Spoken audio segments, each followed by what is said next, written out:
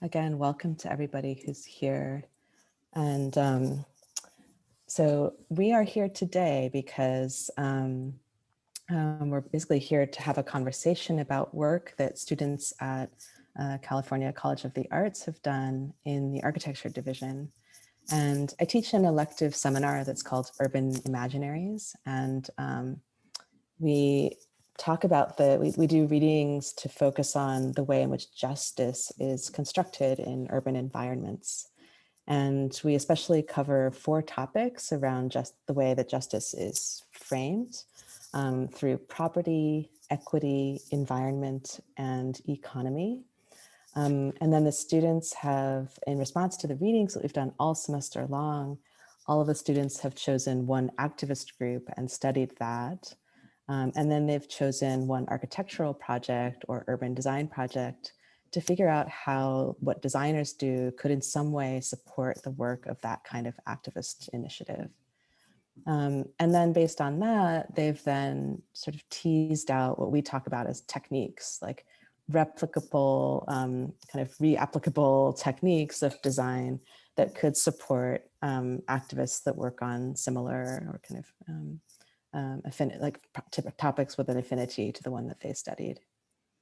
So that's the arc of our seminar. And then we've just been so lucky to basically open up a conversation between our seminar and 2 activists that we really admire. And so that's Marquita Price from the East Oakland Collective and Gregory Jackson, who I saw enter. And hi, Gregory. Welcome. So Gregory Jackson is here from the Sustainable Economies Law Center. We've been able to be in conversation with Kita and Gregory thanks to an initiative here at CCA called Creative Citizens in Action, which is basically a college-wide initiative that promotes creative activism and democratic engagement through programming and exhibitions and curriculum. So we were able to have interviews with Kita and Gregory earlier this semester, and then we've invited them back with 2 other guest critics, Kim Anno and Julia Grinkrug, who are both professors here at CCA. So that's the kind of setting for this event. And anyone who's here who's sort of visiting us for the first time, you're also welcome to like turn your cameras on, join the conversation, and just be part of this as much as you'd like, whether that's through joining the conversation by voice or by chat on this side. There are a few more things I'd like to say to situate us, and then we'll get started. So thanks for your patience. But most importantly, I want to thank the kind of support for this process. So this event is funded by an endowment gift to support the Deborah and Kenneth Novak Creative Citizens series at CCA, which I said is an annual series of public programs focused on creative activism. I also really want to acknowledge the presence of California College of the Arts in Huichin and Yelamu, also known as Oakland and San Francisco, respectively, on the unceded territories of Chochenyo and Ramaytush Ohlone people, who have lived continuously upon this land since time immemorial. We recognize the historic discrimination and violence inflicted upon Indigenous peoples in California and the Americas, including their forced removal from ancestral lands, and including the deliberate and systematic destruction of their communities and culture. CCA honors Indigenous peoples, past, present, and future, both here and around the world, and we wish to pay respect to local elders, including those of the lands from which you are joining us all virtually today. So if you are unsure of what land you are currently residing upon, we encourage you to visit a website called native-land.ca. Thank you for thinking through that with me. And the way this will work today is that the students are all, they've done their research around 3 categories. Economics as one category, environment as a second, and equity as a third. So what we'll do is we'll spend about 30 minutes first, with all of us as one big group, focused on the economics topic. So the students will present their work very quickly, and then we'll gather and just talk about really anything that we want to engage with that work. So for example, it might be interesting to think about how economics is framed by this work. It might be interesting to think about where design has traction or maybe doesn't really have a place in engaging those questions. And maybe we could talk through any particular questions that are brought up by the 4 projects that we'll see in that group. And then after that, their first section, what we'll do is we'll break up into 2 smaller groups, and one group will then discuss the environment group, and one will discuss equity. And then we'll come back and kind of wrap up the discussion at the very end.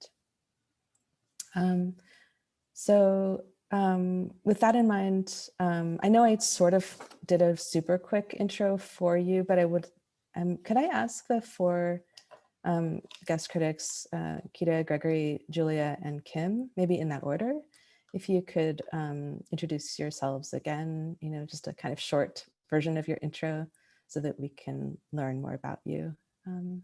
So Kita, can we start with you? Sure. What's up with everybody? How you doing? I'm Marquita Price, Director of Urban and Regional Planning for the East Oakland Collective, and just, 3rd generation native from East Oakland. Thanks for having me again.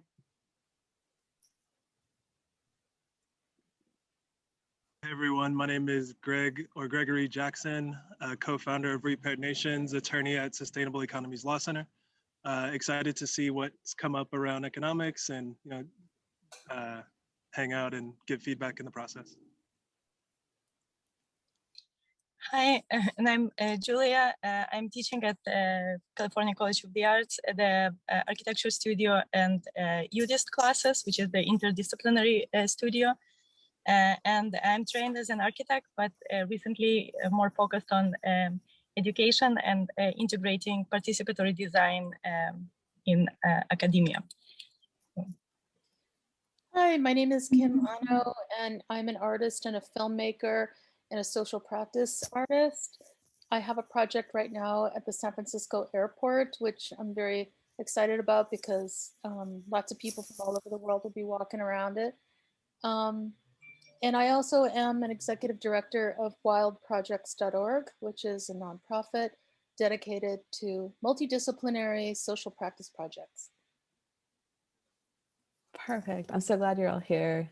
Thank you. And if anybody else wants to introduce themselves in the chat, please do so. We're happy that you're all here. So I'm going to share my screen, and we have this mural board. Well, actually, before I do that, we're basically using a mural board to show our work. So if you prefer, for any reason, you're welcome to open that up on the side, and I've put the link in the chat. But it might be slightly easier for everyone to follow along on Zoom. So I'll share screen and do it that way.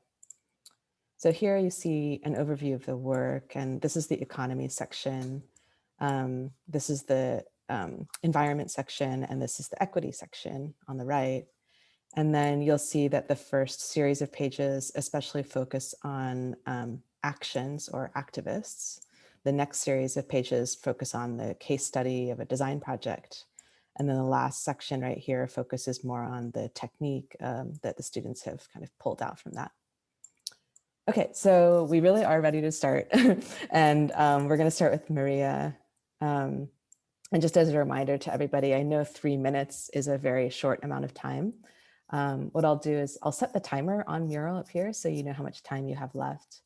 And of course, since 3 minutes is so short, I think you're gonna probably just have to give a really big picture overview and then give us a couple of really nice details along the way and give yourself especially time to talk about your technique at the end. Okay, cool. Maria, are you ready? Yeah, hey, sorry, my camera is not working well and my internet, I have to connect to my, but I'm ready to present. Can you hear me well? Yeah, it's great. Okay, cool. So hey, my name is Maria and I've been working on the topic of economy. This is the first row that you see here.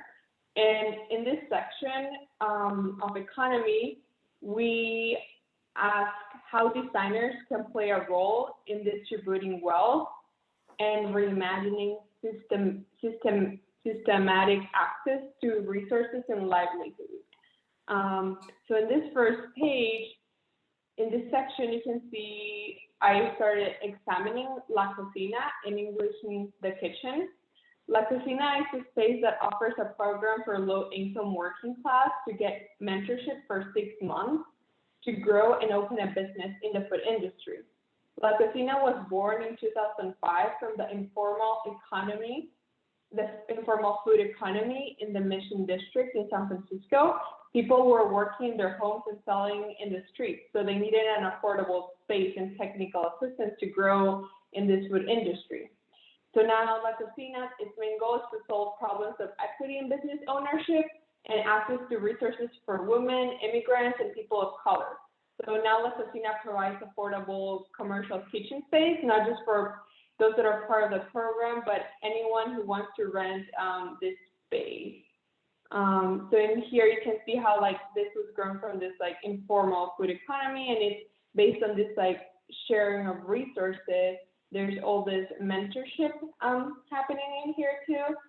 And then in here, there's some numbers about all this women ownership and how the equity and the property works. So here they have access to this network in the food community and resources to start a business. They help with funding, technical assistance, create a business plan, permits, etc. And then moving on, there's this other economy of collective kitchens that I studied that is in Mexico, and it's called Comedores Comunitarios. That it just means community dining rooms, and it's a social program that's subsidized by the Mexico City government. And in here, they're located normally in domestic spaces that are converted into public spaces. And they provide free meals for like 50 cents. And they can have volunteers or employees. For several years, it was just meals, but now there's like a mixed system where you can make a private kitchen be a public space and be publicly available in the ground floor. So here we see the two different types of spaces, the really public one and the one that is a domestic space that has been converted. And then at the end, you see this kind of drawing that shows a manual or a guide for what economy of collective kitchen is. You get depending on what you need, do you need food or do you need the space? Then in here you can like follow the guide and know what you need, and summarize how to convert also a domestic space into this collective kitchen. I tried to do it really fast, I'm so sorry. That's perfect. It's so good when the first person does it like in 3 minutes, it gives us the pace. So thank you, that was perfect. So the next person is Lin Hao. And then the questions will be at the end, is that? Yeah, exactly. Sounds good. Should I start right now? Yes, please. Thank you. Okay. Hello, my name is Lin Hao. Nice to see everybody. So the organization I researched about is called Rural Urban Framework, RUF. It was being put together by Joshua and John Lin. It's a nonprofit organization that really pays attention to like a gray zone between rural and urban, because the urban, specifically in China, is developing rapidly, very fast. So that creates this gap between villages and then the cities. The actions including resident engagement. They're really trying to connect with the local residents so that the project is really tightly connected together, and then the residents are also going to be part of the construction team, so that like there's this interaction between both sides, so that the designs can be put together with a very deep understanding. And then they really care about environmental and generational impacts. Environmental impacts, including things like they use recycled materials directly pulled from the local, and they're just trying to reuse everything. And then they're also trying to build adaptive architectural projects that are flexible enough to be easily remodeled and modified to meet the developments, to meet the future developments. And also because it's a nonprofit organization, everybody was trying to find donation and then cooperation to do these press conferences, and then just to sort of attract funds through either Hong Kong or China.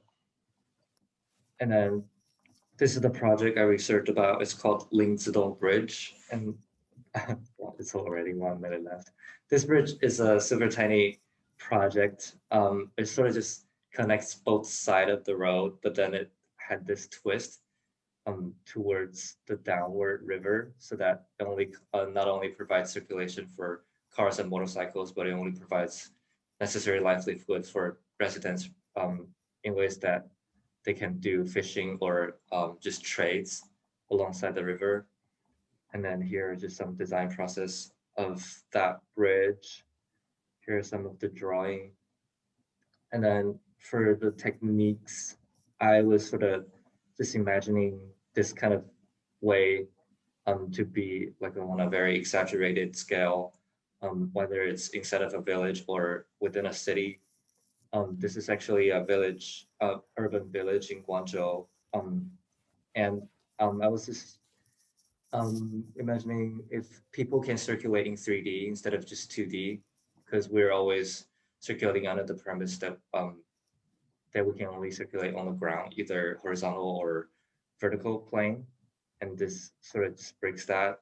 And then here are some of the pictures I took within that urban village. So that gives you like a smaller scale of that. I actually moved into this neighborhood because I will have like an internship within one of the commercial building, and then the village is really cheap. So it's been quite fascinating. That's awesome. Yeah, I know we're over time, but can you say one more time why it's important that people have access to the river on that bridge? Yeah, sorry about that. So there are a lot of reasons. I'll just read this. Despite its small scale, this bridge is a critical link for local village economy, emerging as a social hub and mitigating some of the many uprooting effects of large-scale infrastructure construction. Encourages villagers to maintain and improve their local economy rather than rely on sources sent back from younger generations working in factory towns. Through its diet caste, no, that's not important.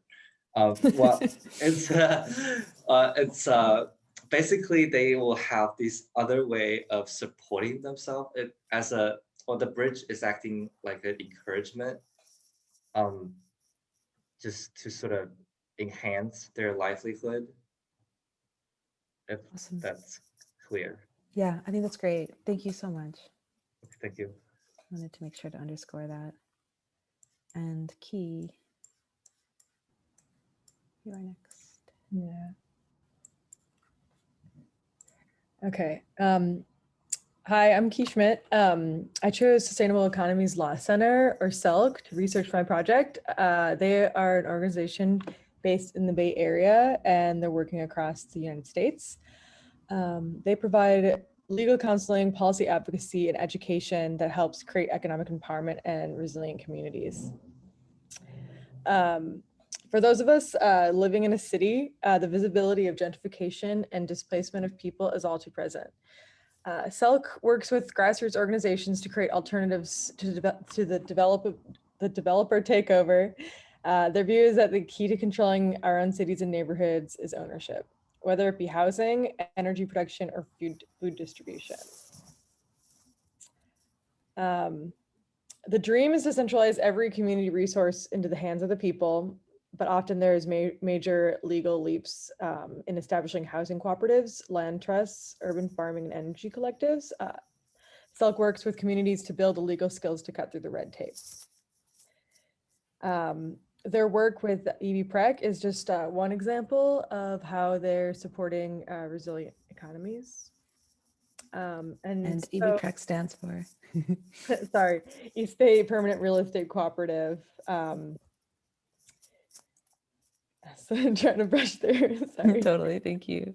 And so I guess in my work with like researching about co-ops, I was led to investigate about Co-op City, which is the largest cooperative development in the United States. And it is a direct response to like labor movements of the 1920s and 30s. And it's kind of like an emblematic example of Corbusier's famous Tower in the Park architectural technique.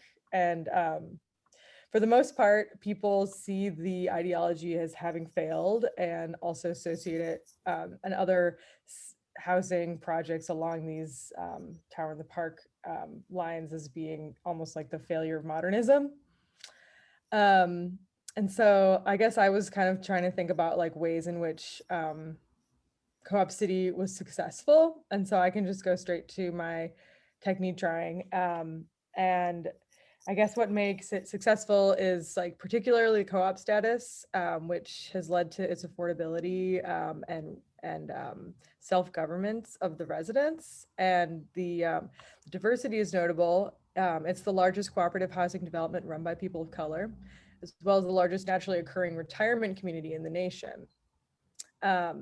And I guess I started to compare just like Co-op City to Selk. And I guess when we start looking at mid-century established co-ops in comparison to Selk today, cooperatives like Co-op City generally house middle income and working class rather than benefiting people across communities by including low-income families.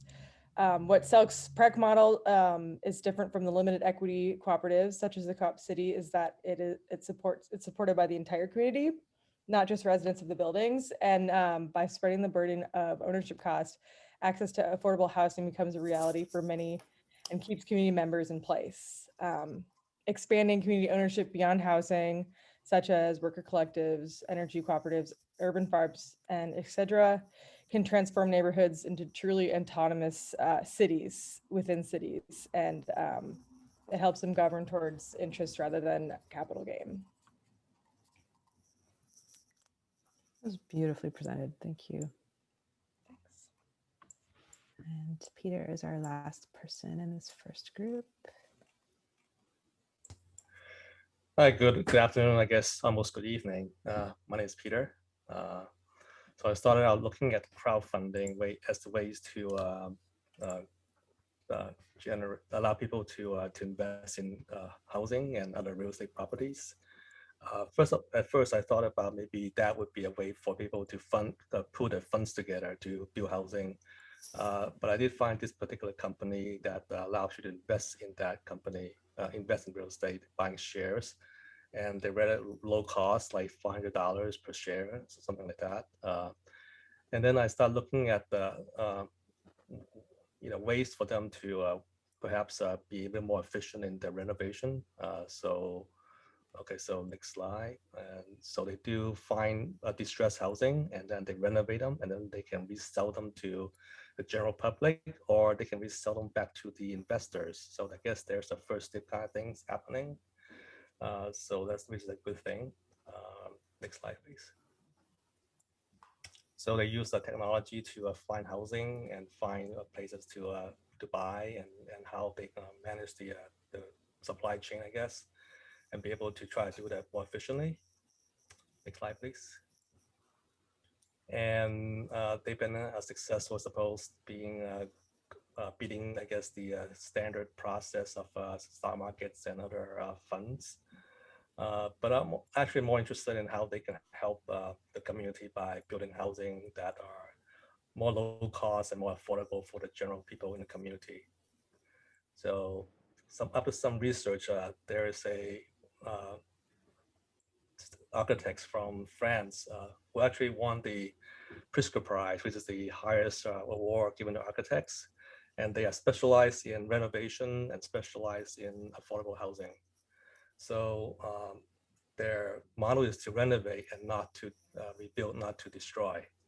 And they are famous for the design that involve similar to like greenhouses, which means using a lot of transparent material, glass, polycarbonate, corrugated materials, plastics, that sort of thing.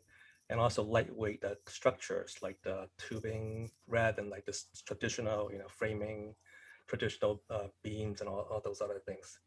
So by doing that, they were able to create a well, you know, a quality product without spending a lot of money on the situation. So these are some of the designs that they did. This one called row housing. It's called City Festi. And notice they use a kind of a dome shape, which is basically a framing, real life framing. And they use, like, I believe, fabric and polycarbonate materials to enclose that area. So it came up really, really quickly and really inexpensive, and really actually allow for a lot of light and a lot of air to be afforded to the homeowner. In this situation, they also look at the, whoop, that was fast. It was fast, huh? Thank you for putting up with this. Go ahead and wrap up. Let me just wrap it up then. So basically, that's just a way for them to, like, really engage with the environment by having these kind of open spaces, indoor, outdoors living, and very affordable, and very quickly they can rebuild them in a very fast way. So my final, I guess the technique is to basically, it's a little cartoon about, you know, discussion about how we can renovate at low cost. And this woman is pointing to the fact that these Pritzker Prize winners are doing this kind of low cost housing using these materials that are readily available, and usually put up the bottom one here. They actually renovate this whole complex, a lot bigger than this, while the residents are still living in the complex. So they just put out a balcony, added greenhouse, I guess, glass or polycarbonate exteriors, and then they made a whole big difference in the way they're able to expand the space and able to have a much better view, much better mood for the people who live there, and also for them to meet the neighbors along that balcony. So don't shy away from materials that are not standard, but they also are a very viable solution to low cost renovation and housing. Wow. Okay. That's absolutely amazing. All four of you, really incredible presentations. Would you all prefer that I keep sharing so that you can see the screen, or would you prefer that I turn it off so it's easier to see each other? Keep going. Keep it on. Okay.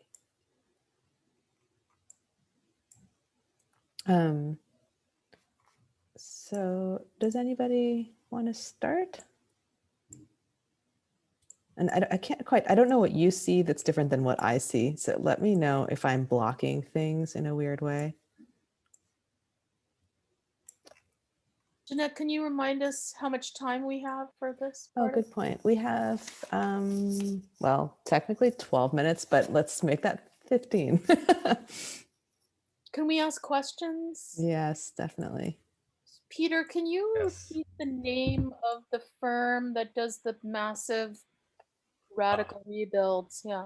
Yes, it's a French couple, Lacaton and Vassal. I'm not sure I pronounced it correctly, but okay. Thank you. And we'll get access to these. Are these going public later? Or? Yeah, definitely. And you can access the images on the mural board right now. And then we're also kind of putting this into a book that we're going to put on the Internet Archive. So it'll be made available.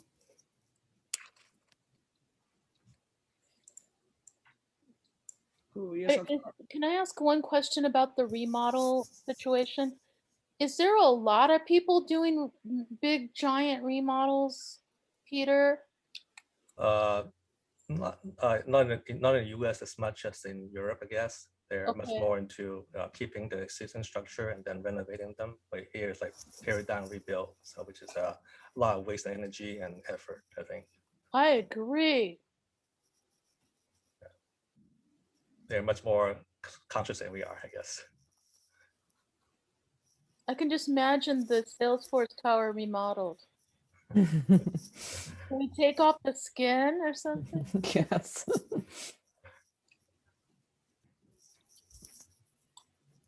Yeah, I like all the ideas. I really was feeling, well, all of them, but yeah, definitely the kitchen, La Cocina is pretty cool. Yeah, incubating not just businesses around food and restaurants, but period. You know, it's something that we definitely are trying to create the capacity to do, but specifically for the food industry, that's cool. And I know it's folks like probably is doing that in some of the schools like Castlemont and Laney, but yeah, to have it more in the community accessible to anybody. Yeah, it's good to know about. I haven't heard about anything that I saw today, so thank you. I think the La Cocina is such a great model, and I've been watching it over the years and all the different things it's taking on. It's super inspiring. I agree with Marquita. And it'd be nice if we could get one in the East Bay. I don't know of one in the East Bay, but it would be nice to get a food incubator or other kinds of incubators in the East Bay. Yeah, I know that actually in our studio, we're doing case studies, and the Restore Oakland had the Colors restaurant that is also partnering with La Cucina. So they are definitely looking towards creating bonds with East Bay, and it would be, I think it would be really great to connect with the Black Cultural Zone and see how the cross-pollination can happen across the Bay. That's a great idea. Yeah, right. So I wanted to say that this was fantastic presentations. It's amazing to see how much you can wrap in 3 minutes.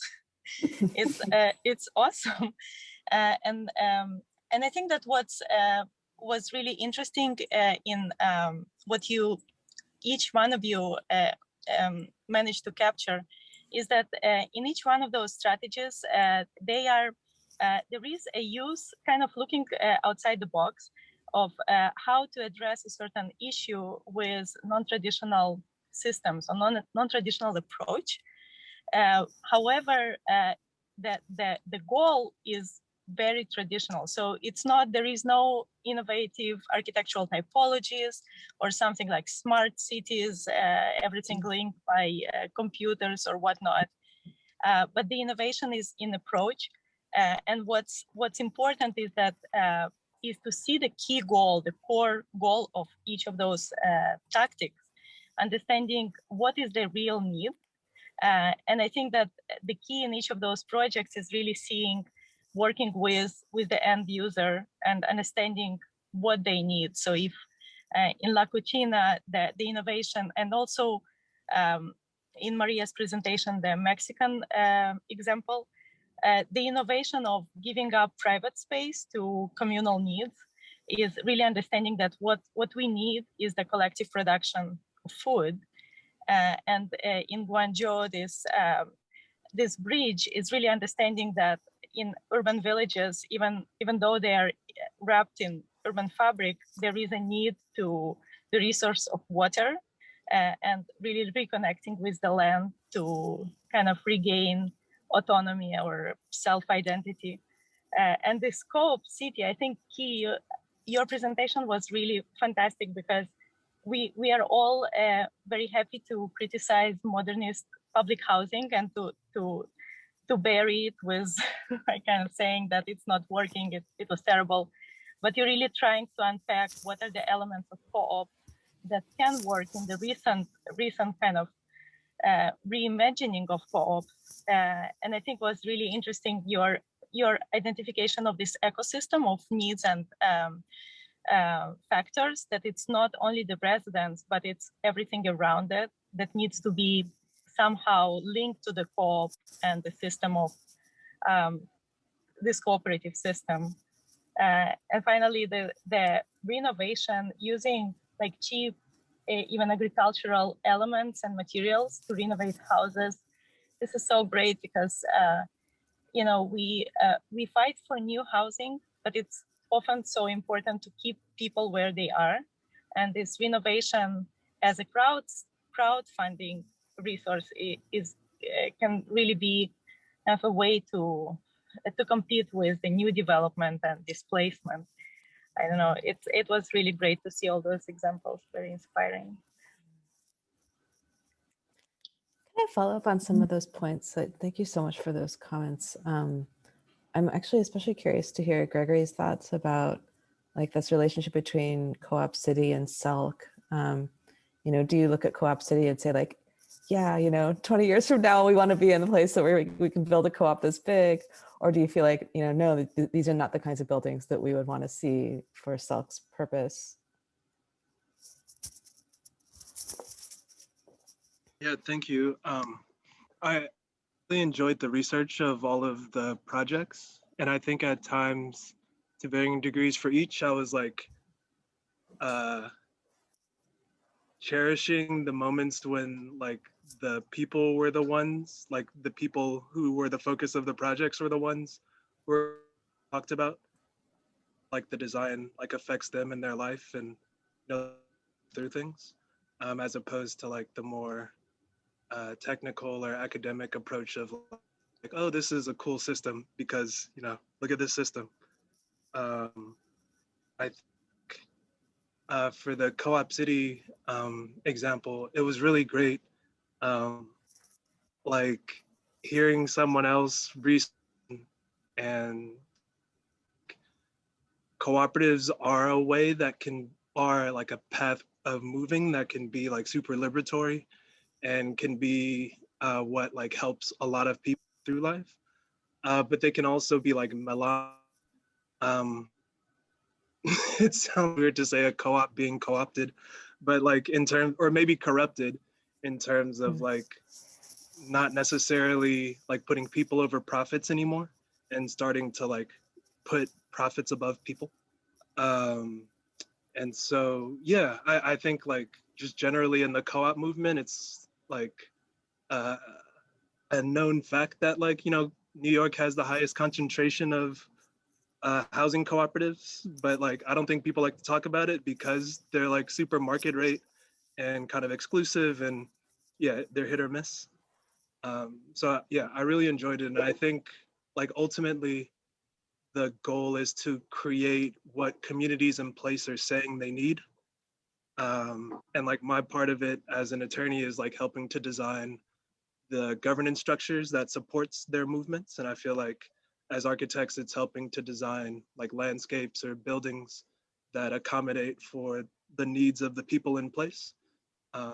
Well, at least that's the goal. I know oftentimes it's folks from outside coming in and dictating what's happening, or others like having historically significant places, but being unwilling to like, you know, actually deal with that.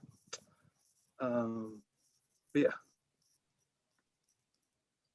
And it seems like in each of the four models, there's a different financial logic that also could sometimes either back up that relationship between people being first or could maybe undermine it. Like, I'm just thinking about the very first example and the very last example are hybrid conditions where there's not like one singular structure and then the rest of the world. There's like mixing between those two things where like in Maria's example, especially the Comedor Comunitario, the fact that like the government is literally giving money to someone to change their living room or their garage into a community kitchen is like this spatially hybrid condition. And then the French public housing project that Lecatan and Vassal built that Peter studied, that's like, again, it's a condition where they're like the French government is saying, you know, you only have to leave your apartment for 2 weeks. And when you come back, you're going to have a new balcony and a new facade. And like, you don't have to move, like exactly as Julia said. And so like, there's that, the hybridity of it means that like, in a way, people kind of keep their hold on the project. But even though they're actually really different financial relationships in the first and the fourth project. But anyway, sorry, I shouldn't talk during these things. I've been inspired by all of the projects as well. It makes me think about so many things.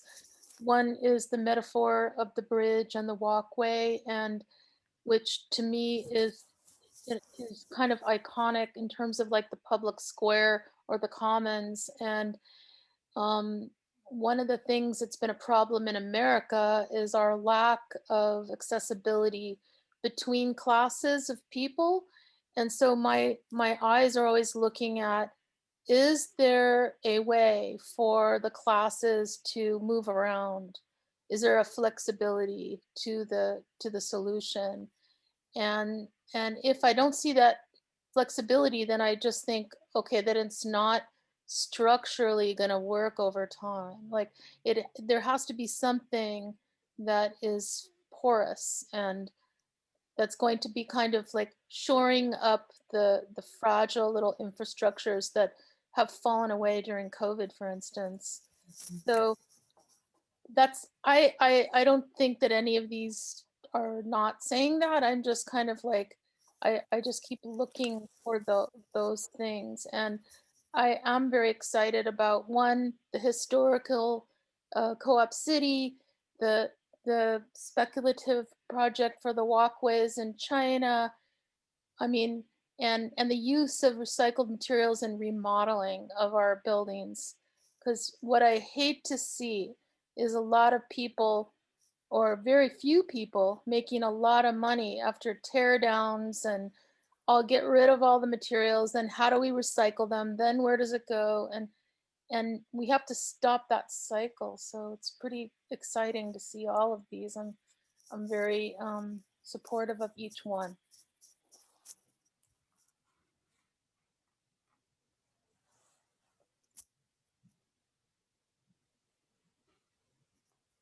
I'm wondering if, so it might be time to move on to our breakout groups and talk to the next two smaller groups. But it also occurs to me that it might be that you could even see the first, second, and fourth techniques applied to Co-op City. It's like maybe Co-op City could have like a kitchen that goes public, or like the facade changes over time because it's actually a really aging building. Excellent. But I totally take from Gregory too that it's sort of like maybe our goal should not be to say like, I will take technique number 3 and I'm going to do it for the rest of my life, you know, but the point depends on more on like the choice of who's making that decision and what's sort of right for that community and for that particular circumstance. Can we take 1 minute and could everybody just like jot in the chat just any other thought they have or keywords or just anything, and students included and guests included. Let's just use the chat to kind of collect our thoughts. And then in the meantime, I'm also going to start to open up a breakout. Actually, no, let's not multitask. Let's take the minute to do chat, and then I'll explain how the breakout groups are going to work.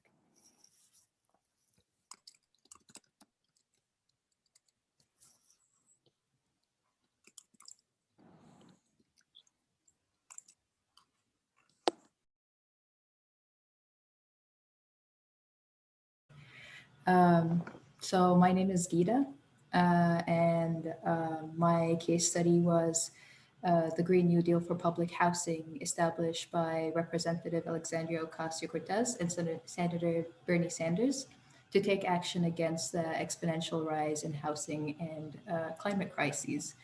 The act proposes investing up to $180 billion over the course of 10 years to build an infrastructure to accommodate affordable housing for approximately 2 million people, all while eliminating carbon emission using renewable energy generation.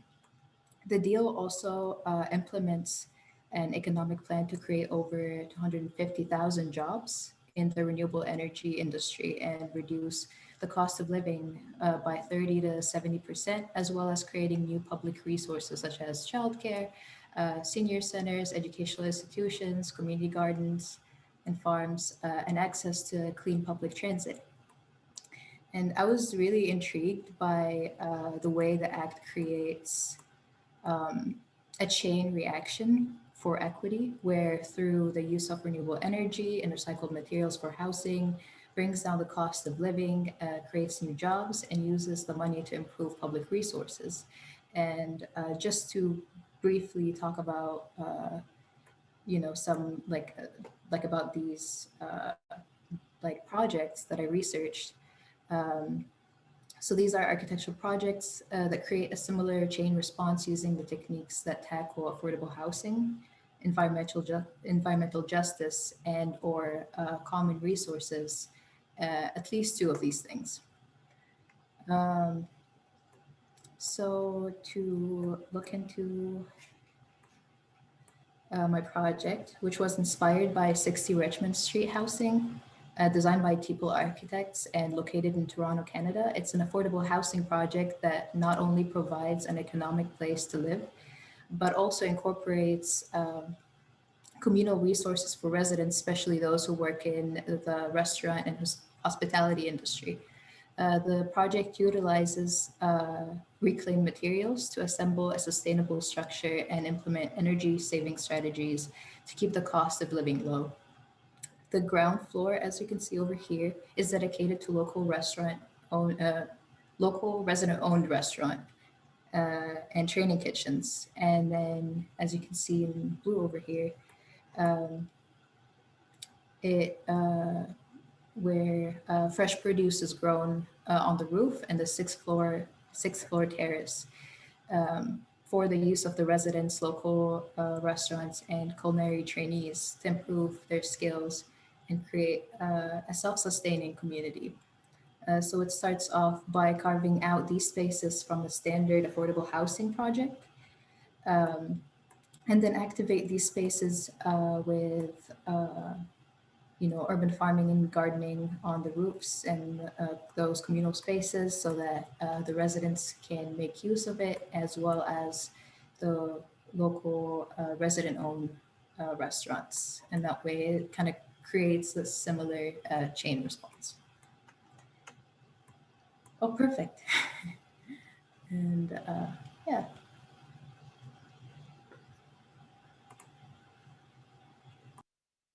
Do I need Great timing. Do I need to share my screen? Yes, please. Thank you.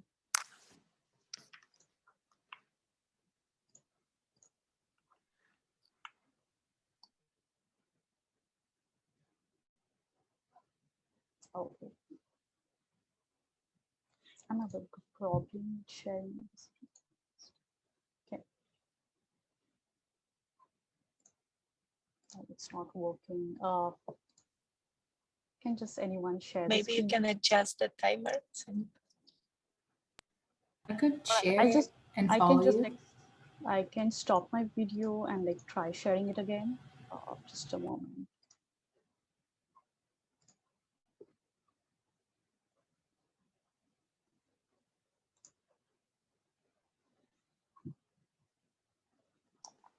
Just wanted to let everybody know that we have until 6:20 in this breakout room. No, it's not working. Sorry for that. Maybe Gita can share screen for Sanyukta. Yeah, and I can follow you. Okay, yeah, thank you. Of course. Yeah. Can everyone see now?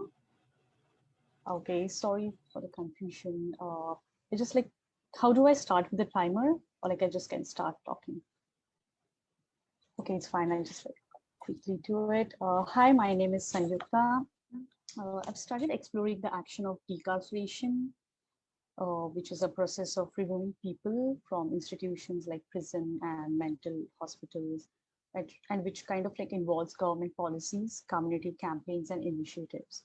So it just not means more. It means more than just getting incarcerated people and families from prisons, but also help in healing trauma, restoring civil rights, providing re-entry programs against the institutional racial disparity, or the income inequality, or over criminalization and education failure.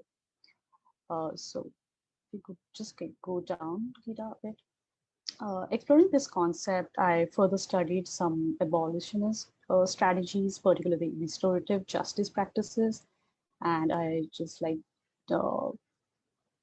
dealt with a project, a case study, and looked into some of the initiatives taken up by Diana Van Buren through a practice of designing justice and designing spaces. So which is a kind of like Oakland-based architectural and real estate development firm, which runs like a nonprofit and works towards ending the mass incarceration. If you could go just down a bit, Kira, into the projects. To dig more into the projects by Diana, I started looking into one of her projects, which is like School on Wheels, which is again based on the restorative justice principles and philosophy. The School on Wheels is a refurbished Muni bus transformed into a mobile school. This kind of like a self-determination and education project that goes to different communities that might have been deprived of learning opportunities or like are facing social injustices or like gang violence and substance abuse. And like this project is, if you could just bit down to my project, right? It is a project by 5 key school programs with like complete educational facilities that serves across the locations, different locations across the city. So here is my architectural strategy, thinking about these concepts and the way of the restorative philosophies. I made a catalog or like a kit of parts by considering mobility and prototyping as my main architectural strategies. These would be like kind of like a site activation program to restore and catalyze not only just under-resourced communities, but like everyone. And also we can just like further think, this can further be thought to cater urban situations like the pandemic to allow the users to feel less secluded and like have more right to use the urban spaces. So basically this strategy demonstrates a set of prototypes of mobile architecture and different contexts for them to be installed and provide a neutral ground. So like if you see on the left side, it's kind of like a kit, a product, like different products. And then on the right side is like more of a scales, different scales, which can be programmatic, which can be programmed. And we can also see different factors in the icons there, which are like kind of successful and unsuccessful, having impact on these various skills. So it's basically talking about like an amalgamation of these two strategies in building the community and trying to provide a neutral ground. Yeah, that's it. Thank you. I'll share my screen. Hi, my name's Lulu, and I started by researching navigation centers. So navigation centers are a type of homeless shelter who prioritize to meet the most vulnerable homeless residents. They not only provide shelter and food, but also connects the residents to case managers. And through a one-on-one relationship, the staff helps them according to their specific needs. So they determine admission on a case-by-case basis. So drop-ins are not allowed. And residents can only be selected by an outreach team or a general referral system. And they focus on providing resources to the residents who are the most vulnerable and aren't able to access traditional shelters. The design team for these centers want to create a space that gives admitted residents a sense of humanness and homeness with aesthetically pleasing design and colors, along with everyday amenities. And the project is funded by the Homeless Emergency Aid Program. So successful exits of navigation centers have reached almost half by 2019, and feedback from the neighbors are also mixed with positive and negative, although many agree that the centers are providing better support than their initial expectations, but it's only a temporary fix in many ways. So the first project I looked at for potential design techniques for navigation centers is proxy by envelope. And this project uses renovated shipping containers to create spaces for new ideas, small businesses, and to bring the community together. And the technique used is free circulation of informal spaces and its integration with the public surrounding. The second project is the Central Waterfront Navigation Center. And the technique used is a sustainable building with bright and cheery colors. And this project uses wood and shipping containers covered by bright colors, creating a light and cheerful environment for residents to heal. And the third project I looked at is the spray-filled co-op housing. And it's a series of buildings that hold residential units and residential and non-residential communal spaces. And it's jointly developed and administered by the community themselves. And the technique is its variety levels of shared common spaces and functions. So the technique I'll be illustrating is free circulation of informal spaces and its integration with public and common spaces, and through steps of eliminating barriers and relocating the project to a more occupied street, allowing for more interaction between residents and general public, than using prefabricated modules to stack and expand the capacity of the shelter space for more residents, while freeing up the ground floor for more common spaces. And then at last, establishing a gradient of common spaces. So here I divided the spaces into completely public spaces, and then more intimate common spaces for public and residents, and then resident use only rooftops. So the residents could have more agency and feel more comfortable with using the space and interact with the surroundings. And the overall goal is to treat the admitted residents with dignity instead of just enclosing them in a space and keeping them away from the public. Thank you.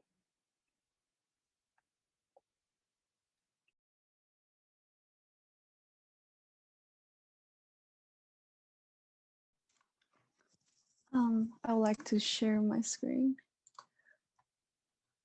Okay. So for the action, the New York City faces a new kind of homelessness that is driven by years of wages not keeping up with the cost of housing. So in 2017, the mayor released the Turning the Tide on Homelessness in New York City, a plan to replace ineffective shelters with high quality ones. And then this initiative promotes the home base, which is a cornerstone of the city's homelessness prevention strategy.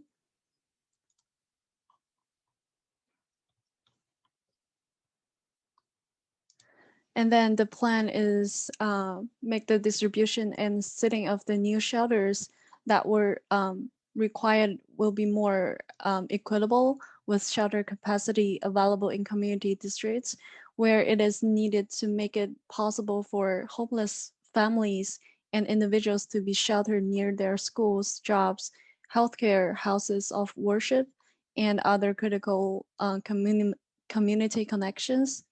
Newly constructed shelters will include community amenities.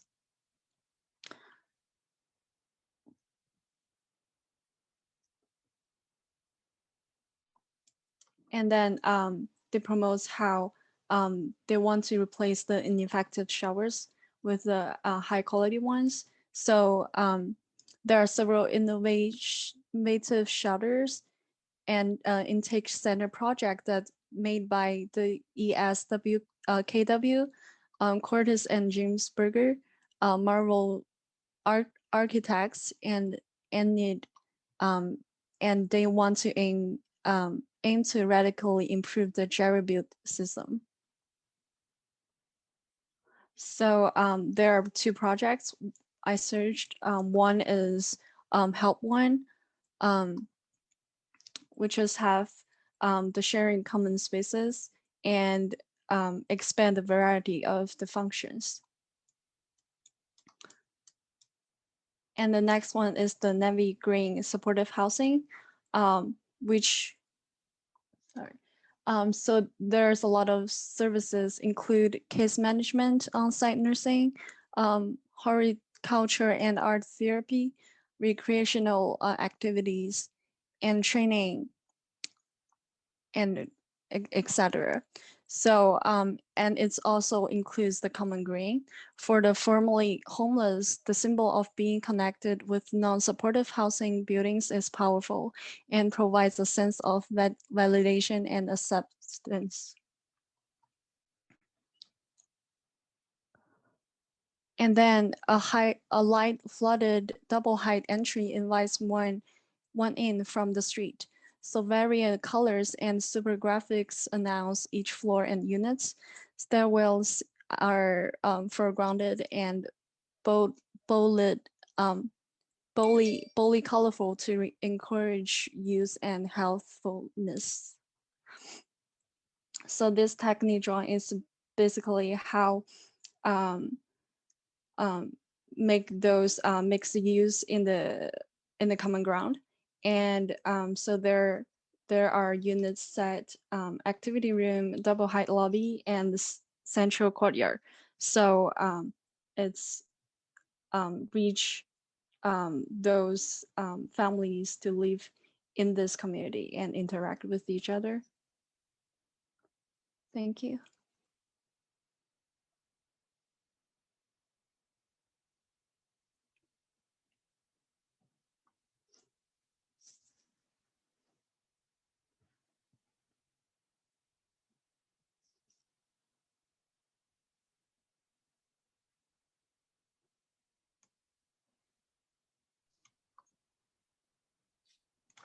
That was great. Thank you all so much.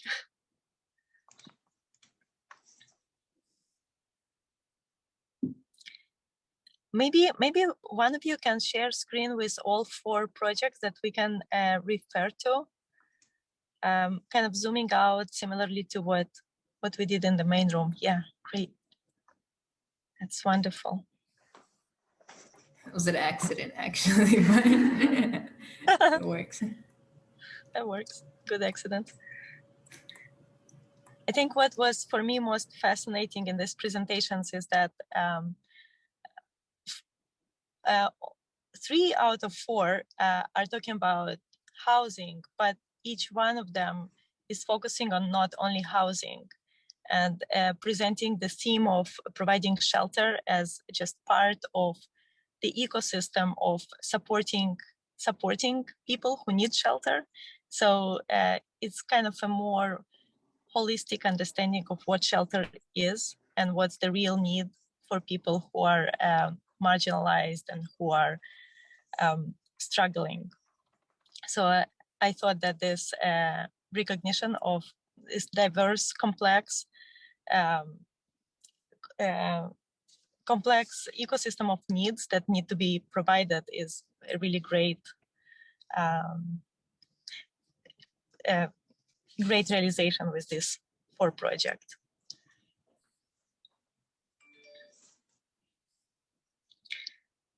Yeah, I'm really glad I got the link to go inside and look at the PDF myself, because just like looking at it through the Zoom doesn't do it justice. There's like so much info in there on all of the pages. So like really appreciative of the work you all have done. I was hoping that I think it was Lulu, you could explain what free circulation is. I'm just not familiar with it. But I'm imagining there's like an opposite that's like the norm or the convention now, but that'd be helpful. Yeah, so by free circulation, I think I'm just meaning like people, it's like integrated with the sidewalks. So like there's no barriers between like the property and the sidewalk, and people like the residents or the public are just free to kind of maneuver through the property and onto like the other side of the sidewalk, and not having like a anxiety of like thinking, am I allowed to be here? Or yeah, that's what I meant by free circulation. Okay, so there's more of like a blurring of property lines. Yeah. And it's like people can just like wander wherever. And like yeah. if you're in the wrong place, you'll know because it'll be like fenced or something. Yeah. Okay, cool. Thank you. Yeah. And I guess it's also a blurring of the boundary between private and public, and what is public. And I think it's kind of in many of those places, especially populations that are talking about or experiencing homelessness, they're always in the public realm, but there is this profound need to heal the relationship with society that is productive and is safe and secure. And I think that this blurring of boundaries, or kind of soft boundaries of property, is reintroduction to society in a very soft and accommodating way. I thought it's really interesting to see how it's happening.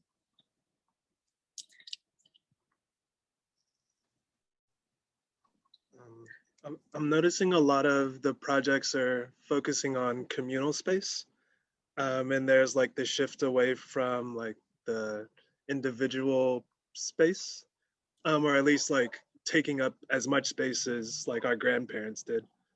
I'm curious if that was like a prompt of the project, something like you all came in with, or like something you came to after researching. I think it's a little bit of both, because our topic was equity, which is like, we selected the topic, and then we kind of picked out our case studies and kind of worked from there. And it's true because like projects that are related to equity are more about community and communal spaces as opposed to like an individual thing, or like, yeah, it's housing, but it's also like talking about the collective as opposed to like an individual, which, might go back to like maybe economy, or maybe even environmental, but for equity, it's a collective, like a movement. I don't know. Yeah. Just continue, sorry. Oh no, I was gonna ask if anyone had anything else to add. Yeah, I'm just like building up upon your thought, Gita. I think like it could be because of equity in general. We are talking about distributing the resources and but like not in really in equal terms, but like kind of thinking it or like providing it in terms of the demand it has. Like it could be just like the less demand or like more demand at different communities, and like the common thread would be like most of the communal spaces, and not just like distressed communities, but in general would like have a bit lack of equity protocols. So that would kind of be a common thread in all of our projects, or like the research we started about.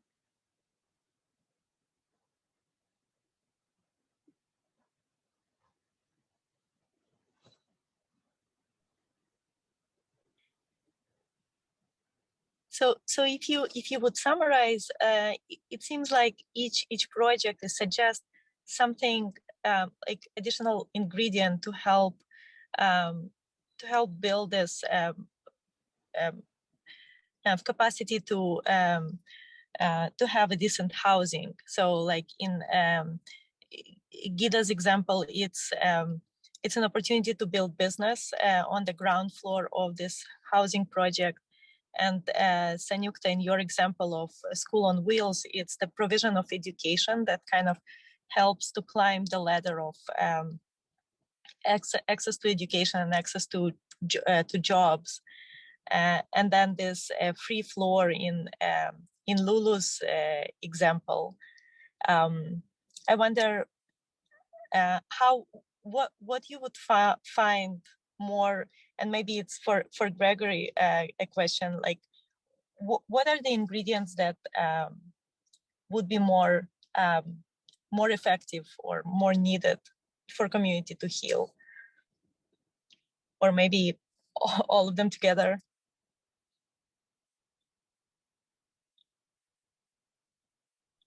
Yeah, I don't know. I didn't come prepared to answer the $1 million question or the $1 billion question. I don't know. I'm sorry. So maybe for the students, what did you find more inspiring in each one of those examples.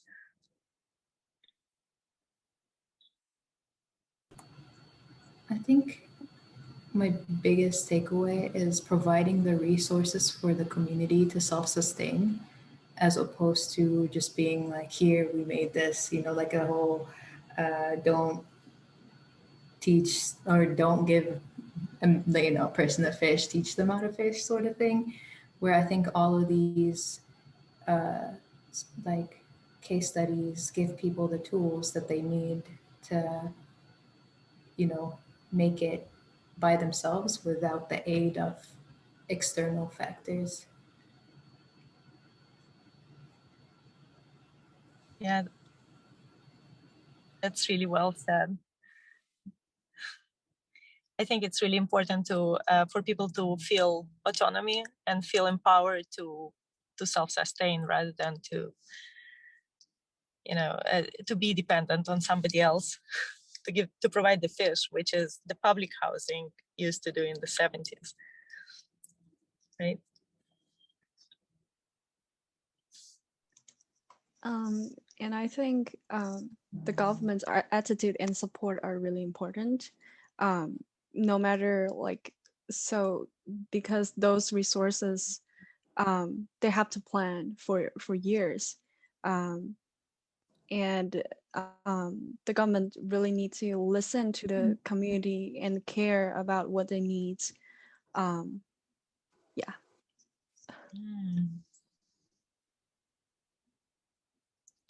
Yeah, that's actually a topic that was raised in our studio discussion of this balance between providing autonomy and providing tools for community to versus the responsibility of government. Was I froze? No. So you're good now, I think. Oh, You okay, just cool. froze for like 1 second. Oh, cool. So I was saying that like this balance between how much the government should support versus giving an opportunity for an autonomy. I mean, and to be real, I mean, for me, the question, like, that leads to the question of, like, is the government really of the people, or is it this separate thing that we're, like, trying to do with? Because, like, in a perfect world, we'd be like, oh, you know, like, I'm going to go talk to my whatever person so we can straighten this out. But, yeah, I don't know. We're kind of living in weird times.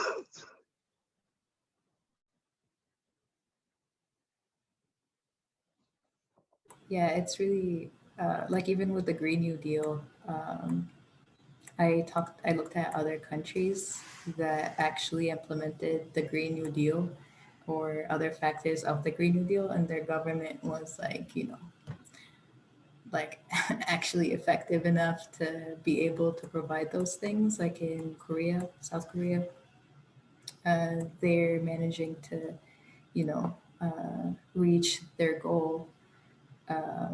And even like fund the residents who participate in eliminating carbon emissions. And then there's like all these like countries, Sweden and, you know,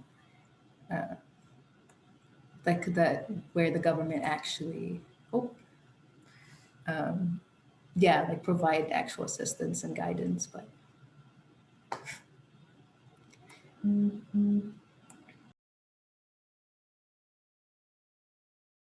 Cool. So why don't we go ahead and start with the short presentations. So you are first.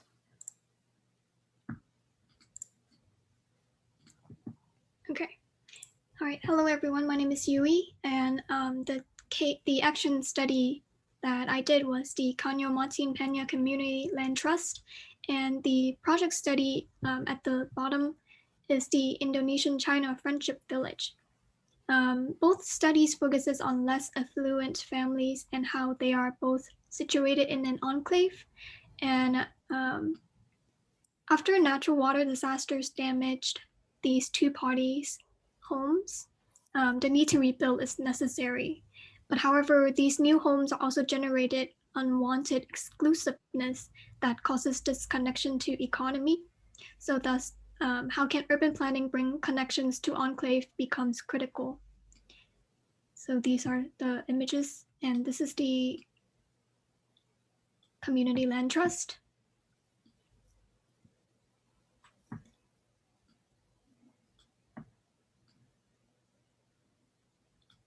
And this is the Indonesian-China Friendship Village.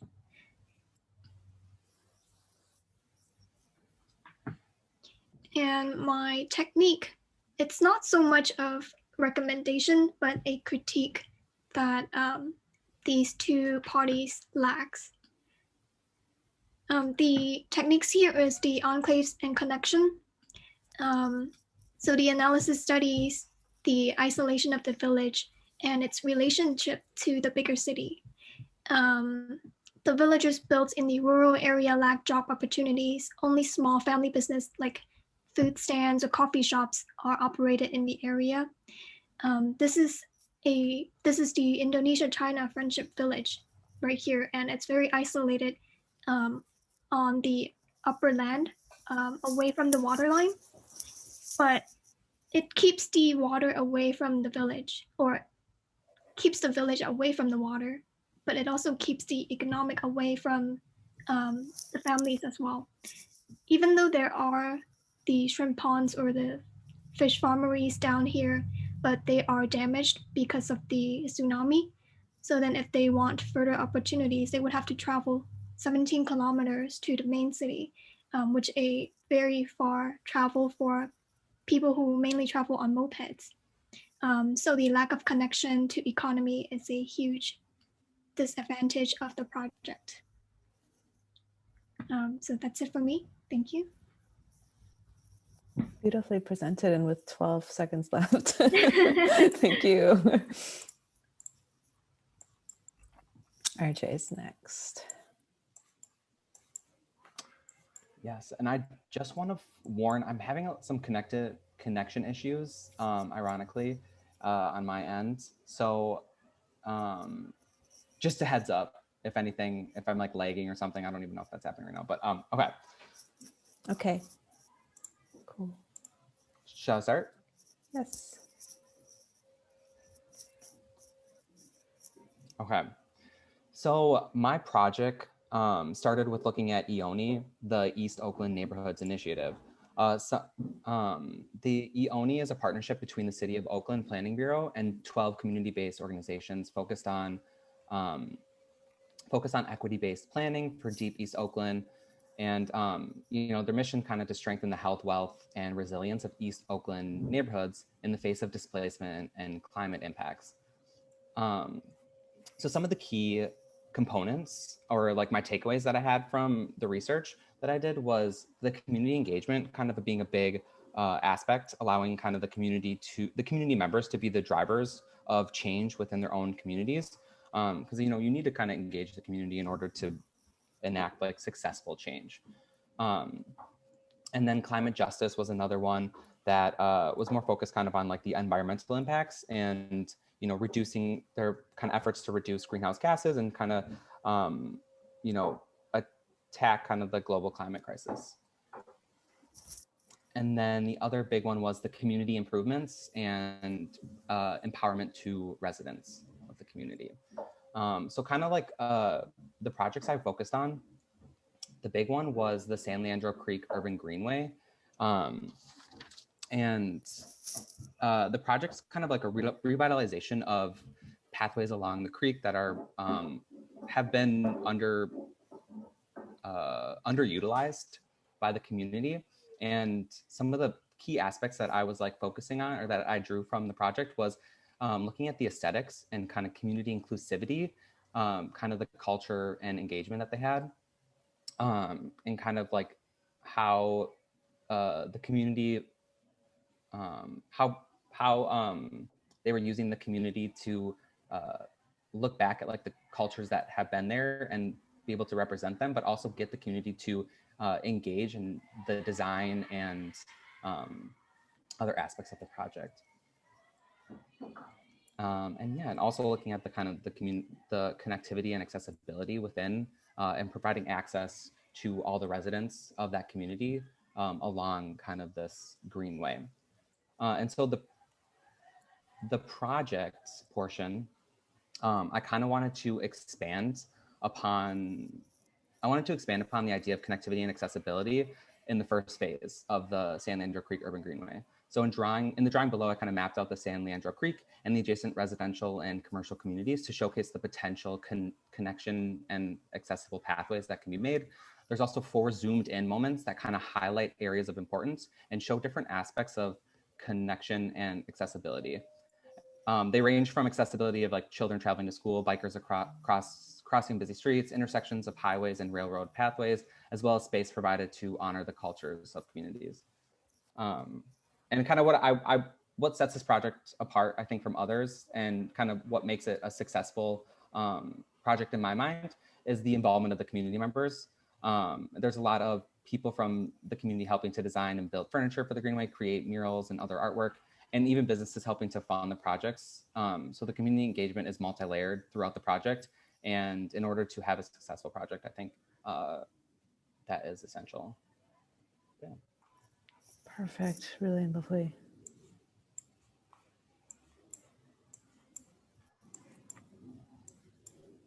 Ihan. Hi, my name is Ihan, and in the first section action, I researched a community garden in the West Oakland City's liquor farm. Their mission is to enable members of the West Oakland community to meet their basic needs for fresh, healthy food by creating sustainable, high-yielding urban farms and backyard gardens.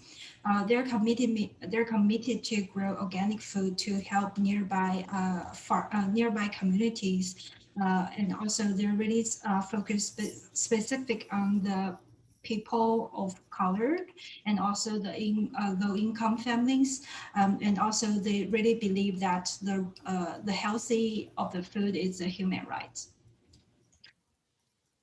The second part of my of this project is a project researching, and I have the community garden in Berlin, Germany. It's called the Prinzessinnen Garden. Urban garden and city farming have become a global movement in our lives now. Prinzessinnen Garden is at the same time part of a global movement of old and new forms of urban gardens and heighten the quality of people's life and allow them access the fresh vegetables, knowledge, and community. In this specific project, they have like a really interesting part, which is they have a small coffee shop and a restaurant inside of the garden, which is provide a benign small economy, and with those supplies, the garden coffee can provide the funding for the other garden projects. And also this is open for everyone to learn how to grow organic food and practicing gardening and social activities. By the end, I horizontally compared the development of the progress and the design plans for urban farming in different cities.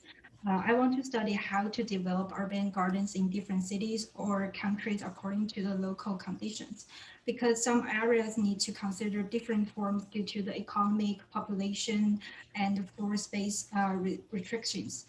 In the fully urbanized cities such as New York, because there's not enough land, the development of the roof garden is a very good proposal.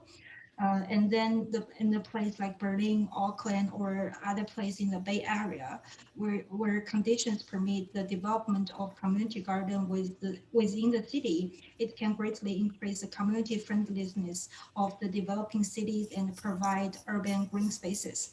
And the last part, the last example is some place like Montana or the Texas or the other sparsely populated areas where family backyards can be grossly developed, and every family can open up an organic food growing area in their backyards to form a local hobby and habits. And also this each of the small backyard can be extended to like a small scale of the farmland. And that's it. Thank you. Thanks, Ihan. Beautiful drawings, everyone.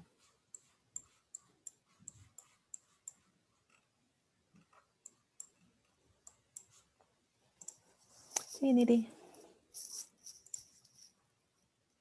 Hi everyone, my name is Nidhi, and one of the organization I researched about is Planting Justice. It is an East Oakland based organization, and it is mainly focused on empowering, eat healthy, and how to help different sector of people in their economic sense and their mental health and all the other aspect. So one of the main program is also about they collaborate with schools and prisons and help people from the incarceration, and they also go there and help them teach how to do planting, and sort of they make them sustainable. So as soon as they get out of the prison, they have a community ready to work with, to be with them, and also support them economically and mentally. They have multiple programs. One of them is Transform Your Yard. That is the program that they help and teach students or volunteers to design the landscaping of the neighborhoods or any spare lands around the community which is not being used. So they help to transform it into a green space. And through those Transform Your Yard program, they also encourage eating healthy foods, grow organic food, and help them and also like help them consume healthy food with like a healthy diet. Their other programs are farmer training programs. So those are mainly for the farmers who are either very poor and they don't have much of the connection or the equipment availability, or it's for the people who want to learn about farming and want to grow more and more about um, those foods. And they do have these nurseries which they ship it like in the United States, and so all these activities help people gain employment, and also their wages are quite above the minimum wage, which helps people to survive even on this solo job. So after that, my action project was ethnobotanical station by for future farmers. Sort of, I chose this project is because it is also about community engagement and giving back to community, with keeping in mind about how they relate with plants and humans at a go. So ethnobotanical, that term itself means ethno means human and botanical means plants. So like the similarity between those two were the main idea about comparing this project. I'm sorry, time's up. I go quick. Okay, so in this project, they had like many different features of storing the database. Like they have, if you can see, they have these library here. They have these flip cards. They have the photos and interaction with public. Their tables opens up. So if they have to demonstrate something to community about some other product or the ideas, they do that. And they have, you can see it in the next slide. So they have these press bench, which acts like a human use it for sitting as a bench, and also it has all the knowledge stored throughout the generation. Similarly, they have these different ideas and elements which connects humans and restoring humans and plants. So through those two concepts, I create my technique talks about cherishing and helping community grow and sustain, and it is mainly talk about like if there is these card that goes around, so they help to give knowledge about planting and exchanging like library and information. They have a celebration that again you meet, you collaborate, you have fun, you entertain, and then you grow and you connect environment. Thank you. I'm sorry I took long. No, sorry to rush you. Thank you. That's perfect. Oh, incredible. All 4 drawings are really lovely.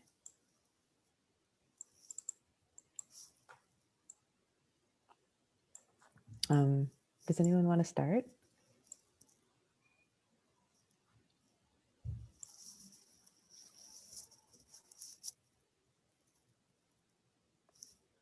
Kita, I can't hear you. Sorry, I was talking low. Can you hear me now? Yeah. But yeah, first and foremost, yes, love the photos and not just the photos, just everything, the design and everything. This may be a dumb question because y'all design students, but did all of the students did y'all do all of y'all on your own, or did like the professors help a little bit or such? But yeah, it's good. Yeah, I like the quality of the design first and foremost. But yeah, just going from the first presentation to the right. Yes, looking for the enclaves, I like the recommendation you made. It was nice to hear about the project, learn what enclaves are. And yeah, connectivity is big. That's just something, that's really the only thing I have there. It's just like, I like your recommendation. Connectivity is key. And like, I don't know, people really overlook like the physical connectivity for folks and how that really diminishes their access to economy and other things. And for us, quality of life, we in our areas, like we don't have access to the economy as much and green space. So yeah, I appreciated that. And for the second one for Ione, of course, appreciate the highlight of and definitely particularly the Leandro Creek highlight for there. I appreciate your highlights and research. Just our own self-criticism for the project, like what I would have liked to see, what I still want to see and wanted myself and a few other people wanted to come out of that process was an actual evaluation report or something. Like it's cool that everybody sees it as like an equitable planning model and things, and it could be, but to me it's not really a model yet because again, haven't been evaluated, and unless you talk to myself or other people, and it's still gonna be a different story for across the board. Similar on our end, but you know, who talk to us or the city or a consultant. And so yes, we always wanted somebody to evaluate, a third party person to evaluate the process, to just yeah. So when people wanted to really duplicate something like this, they can. And I just did a talk on this yesterday in the summit, and like even answering the questions, it's like, man, I didn't like honest to talk. It's like, man, I'm stuttering over stuff. Like this stuff needs to be written down somewhere. This is not a 30-minute panel talk or whatnot. It's like, if you really want to know how this project went and how to really duplicate this, it needs to be evaluated. But that's my whole thing on Ione. I love it from being a part of it, but that's to me one of the things that not we fell short on, but yes, that's kind of. Marquita, would you suggest the evaluation is done by members of the community? Like, who would be the optimum group of people? Would it be a diverse group of people from different stakeholders, or do you feel like you want to have like experts in the mix? Or now we just want a non-biased party who have the capability, like, and that could be a student, that could be a third-party consultant from the community or not. But if that's something students could do, is what you're suggesting, even. Oh yeah, so yes, there's students too. But so yes, that's something that's still a desire of mine. I know it's, and all the Ione partners are still meeting, so it's nothing to round people up or schedule interviews or stuff like that. I don't know, might need to be paid, pretty much. That's the reason why we tried to go out for a grant to fund that whole process, and it didn't fall through. I see, yeah. But yes, so that's my thing with Ione. So yes, love that project, and in particularly for the Leandro Creek. Yes, definitely a great example on like again around connectivity.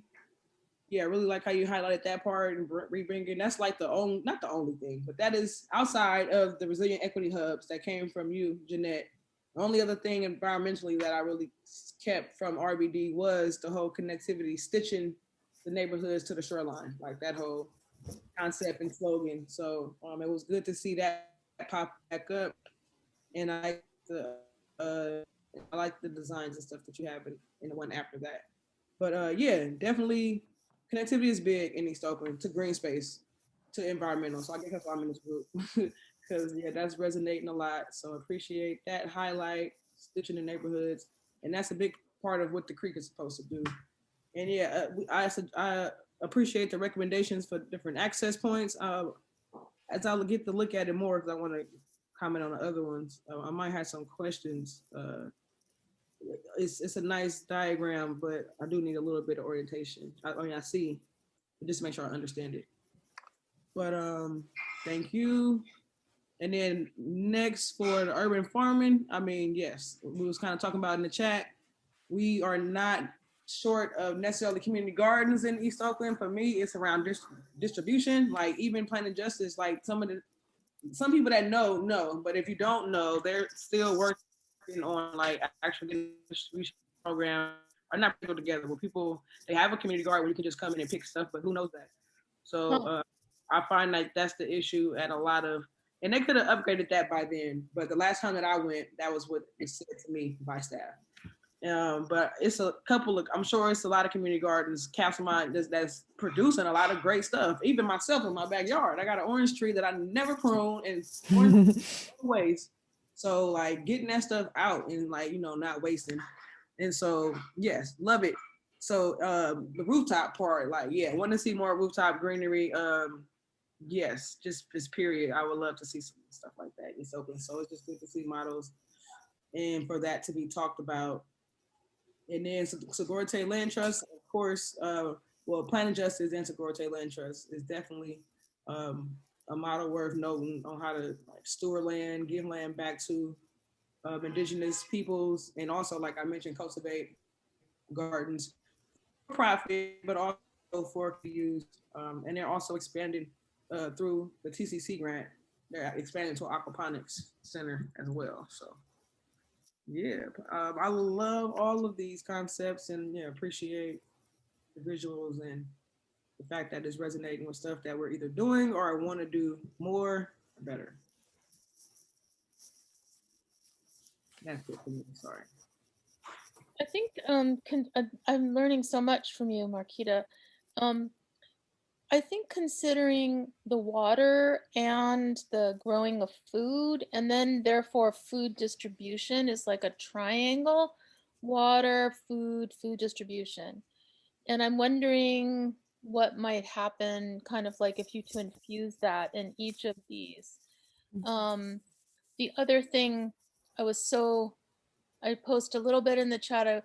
I was so shocked when the zoo put out this call: we don't have any more food to feed the animals. Please donate food for the zoo animals. And I was like, what?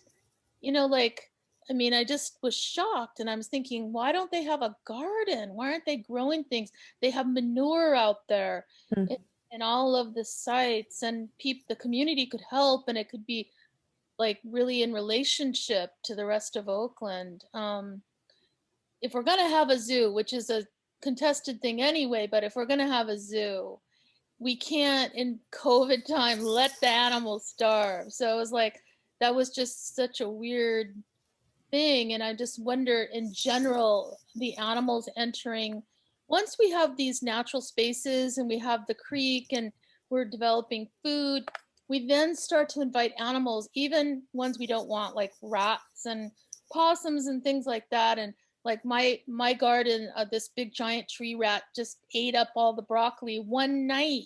I couldn't believe it. And I'm like, what do I do? You know, I'm out there with the broom looking for the rat. And I just think that we sort of have to consider the whole thing about flora and fauna and water and the triangle of distribution. What are the animals doing too? I'm also hearing in both of your comments, just like different ways of defining connection in a way that's not just about, like, you know, let's say traditionally planners might look at cities and they say, okay, we're going to put the roads between the homes and the jobs, or we're going to put the roads and, you know, to get goods from here to there, right? So it's like a lot of times it's about efficiency, it's about commerce, right? And so I feel like the connections here have more to do with like livelihood, in the first example of like health, safety, like culture, and the second example, well, maybe I won't go through all four of them one by one, but anyway, I think there's this idea that like connectivity is bigger and it's also more multiple than you think it is. And it reminds me of this thing that we talked about earlier in the seminar, where it's like nature is not a thing that's bounded, that's over there, right? But it's like something that's like really integrated into these landscapes. So I feel like Kim's comment about water reminds me too that like, even if you have a pathway that goes from here to there, if you don't have water access to these sites, if you don't have animal migration patterns, then those things really won't connect. I mean, in the drought coming up this summer, there's going to be lots of animals coming from the hills into the flats because they can't find food and water.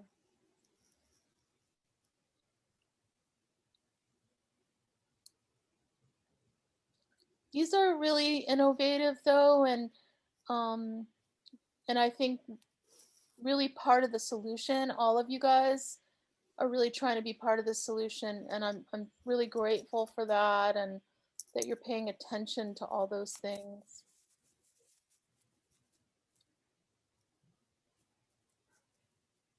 Yeah, same.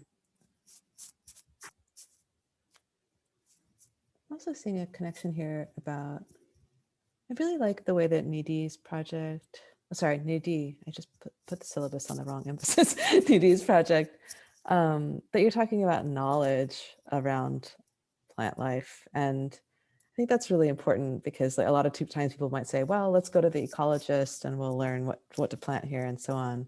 But I think you're reminding us that knowledge about plants is also really integrated into cultural life, into like history that your grandma might have, or like that, you know, ceremonial life might connect to. I feel like that really connects a lot to the aesthetics conversations that RJ, that you talked about, where you talk about the mural, you talk about the way in which people tend this land, or even about like the knowledge that the people in the Indonesian example, you know, that the knowledge that the fisher people have, like that's part of that economy. So sorry, it's not quite a question, but I'm excited about that. I really agree with that. I mean, I think more and more we are understanding that cultural resiliency is a part of environmental concerns, that these things are not, things are intrinsically linked. So that means rituals and tradition and kinds of food that is grown and the way food is harvested and the way people gather and when they gather. Mm.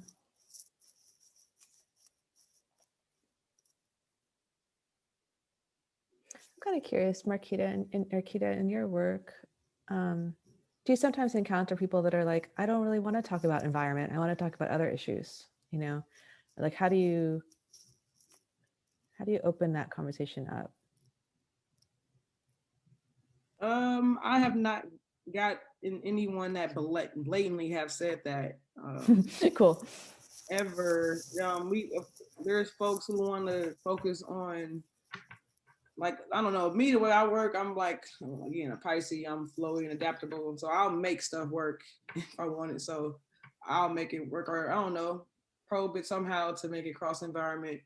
So I don't know. I guess for that reason, I haven't had nobody specifically say I don't care about that. But people do have explicitly mentioned other priorities that's obvious, like jobs. I just try to go like, okay, green jobs. Like, you know, there's a whole abundance of those, and try to educate them on the environment that way. Totally. But yeah, like jobs and housing is a big one.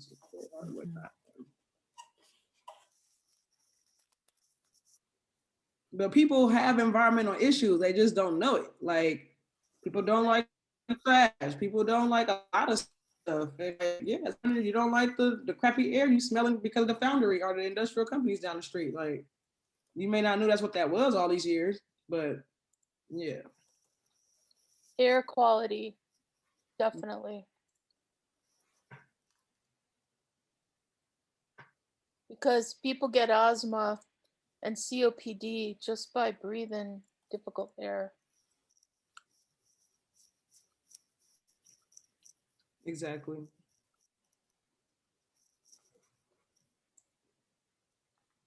For that reason, extending the project to think about the air, the water, the soil, for instance. We have a lot of contaminated soil from past uses of these sites, some of them. So you want to make sure the soil is renewed and refreshed and tested, and there are plants that can do that. It can take the heavy metals out of the soil.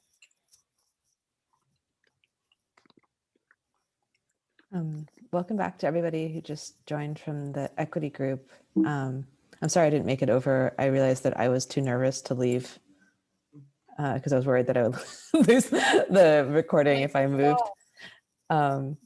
So I know we don't have a ton of time left, and really thank you everyone. I know this is like a pretty rushed event. So thank you for kind of rolling with that. How should we close up? Would someone from each group feel comfortable summarizing a few thoughts that they heard in their group discussion? And I don't know, maybe a student could do that. So think about if you are that person. And then also maybe we could ask each of the guest critics to say some kind of closing thought as well. Is there anybody from the equity group who could start? I thought that Gita had a very great closing thought right at the end of our discussion, so maybe. Yeah. So yeah, we started off by talking about like similarities between the project, because a lot of those projects, like our projects, talked about providing housing in some ways to achieve equity, and then talking about how like what works, and kind of brought the idea of giving people the tools to self-sustain, instead of just providing them a resource and being like, there you go. And then talked about the government's input or the government's assistance, and how government should be a factor to kind of make that push, or for example, like with the Green New Deal, we see a lot of other governments who were able to achieve that goal, while because they do have like the people do have the support of the government, and like assistances, where it might not be the case over here. And then, did I miss anything? Does anyone else want to add anything?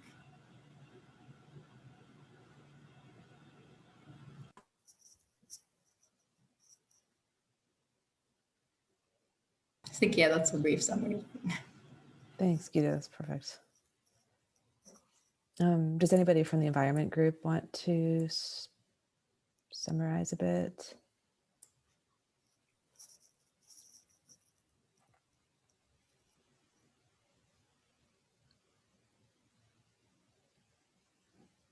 Yui, can I put you on the spot? Sorry about that. Yeah, I think our main idea here is about connectivity, whether through RJs or EHANs or NEDIs. Connectivity to different sectors, not just economy, is very important because that's kind of just connects people together in general.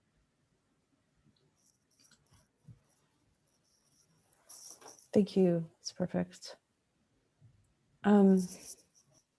I know there's a lot on the table here.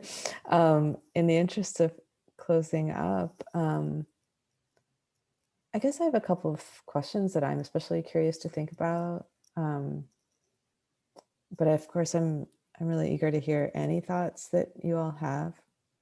And I feel like our seminar has been, trying to understand, to not start with design, but to kind of start with action and initiative, and to understand what people are doing to change justice in cities and environments.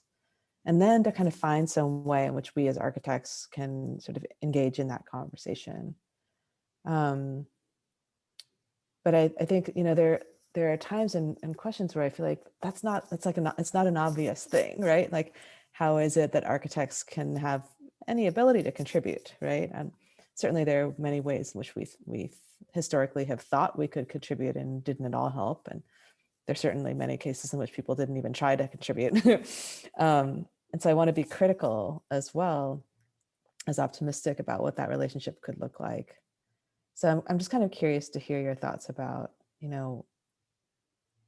like where there might be certain tactics that are especially effective, or just like ways of practicing that can help us like make those strategies work. So that's, I guess that's my real primary question.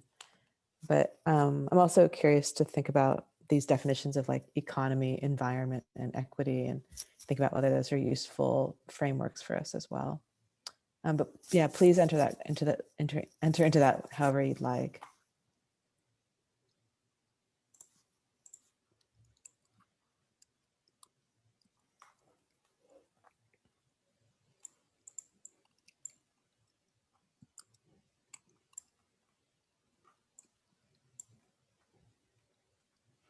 Janette, sorry, can you repeat the last couple of words? I was I was just curious to think about whether the categories of economy, environment, and equity are useful, or whether there are other ways of thinking about justice that you want to add into the mix. And it's to the chat. Oh, that's a good question. Well, maybe for now we could stay with verbal stuff.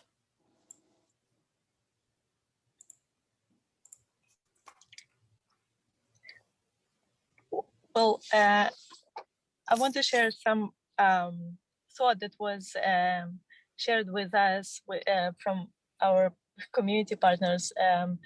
It's a term that came up in one of the discussions that I just keep returning to that term, and it was from Miss Margaret Gordon, and she said, well, what we need is intersectional coordination. And I thought that it was so profoundly clever, because the injustices are all interconnected and they're all intertwined, but our responses tend to be disconnected and siloed per discipline. Like housing provides housing, and business incubation provides this, and everything is disconnected. So what we need is to coordinate between those initiatives. And I think that what the seminar is doing with providing those four lenses, but moving through the same kind of slices of action versus technique versus design project. I think it's doing exactly this coordination between and across disciplines and spheres, and I think it's super clever. I really love these categories, and I think that as time goes on, we will be seeing the linkages over and over and more and more. I think it's up to us now to kind of really think about what's the holistic view of this. You know, the transportation, the sickness, the access to water, the access to clean air, all these things that cities have kind of put aside because they wanted to develop beautiful buildings and beautiful this and that, and beautiful manicured parks that don't have access to the majority of the people in a city. So it's like, how do you think of a park, and what can happen in a park that might not that isn't happening now, and how can you use those things to kind of shore up the linkages and the bridges, because inequity is only going to change and move when we start to dismantle the structures that's holding it up. And that comes through cities, and it comes through individual projects, and it comes through massive city planning. So it's both, and we have to address it when we can.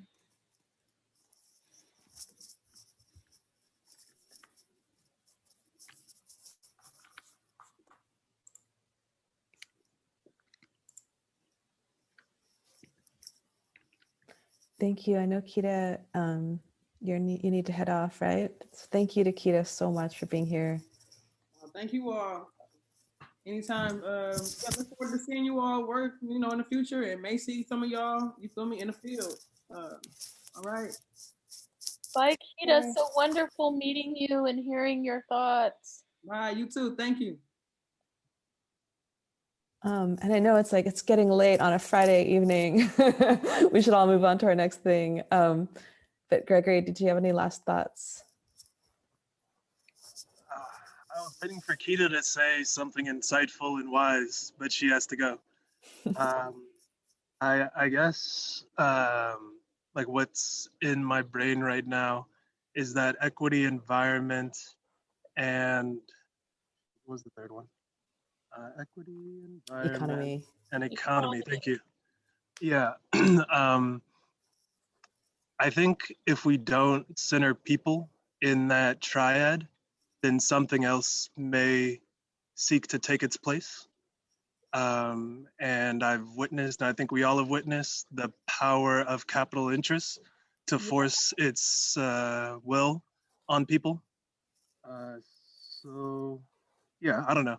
I think, like, you know, regardless of what we build, if it's not like forefronting or centering people, then it's probably not as successful as it could be. That was great, Gregory.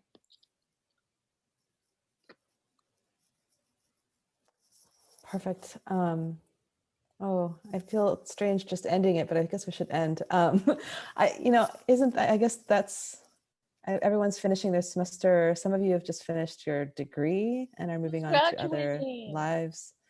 So maybe those are perfect things to keep in mind as we move forward, and I think tackle really tough questions about how architecture is structured and how it is that we can even work in a way that does put people first in the way that Gregory's mentioning. So anyway, I really appreciate that for all of you for bringing us that insight.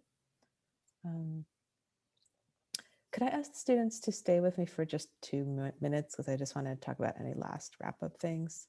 And then, like, big hand of applause to Kim, Julia, and Gregory, and Kita for being here with us. And thank you to Brindis and Jamie as well for bringing this together. And kudos for students and for Jen. Hasta luego. Thank you so much. Thank you. Happy summer, everyone. Congratulations, y'all.